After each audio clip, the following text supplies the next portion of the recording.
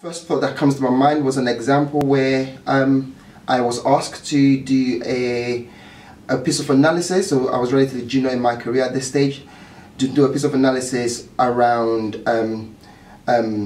different performance of consultants on a particular operation. This was a regional role. My concern at the time was that the request was to produce a league table, a crude analysis of length of stay and mortality league table.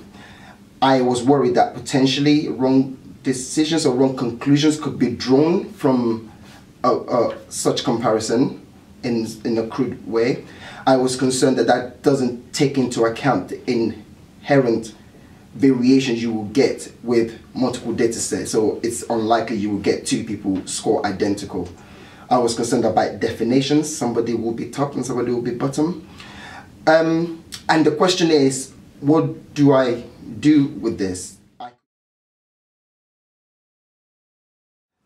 So I decided to meet up with the person requesting this, and how it was. For them, they really appreciated the fact that somebody's taking time out to try and listen to what it is that they were after.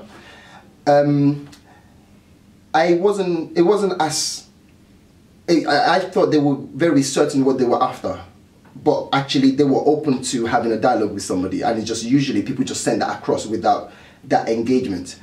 For me, it felt like an opportunity to sort of have a coaching conversation. So dialogues around what are you hoping the analysis would show, which they responded with.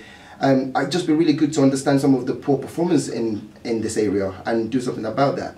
And then my next question was, and what's your definition of poor performer or the poor performing individuals? And they said, whoever's the bottom of the table or the last two of the table.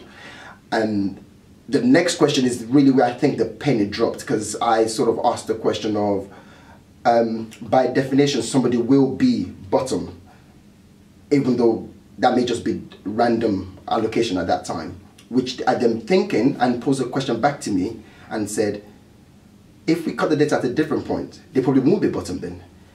And that triggered, well, could we do some time series analysis? And for me, I didn't use the word SPC, I didn't use the word run chart at the time, but they immediately, the conversation went on to a time series analysis.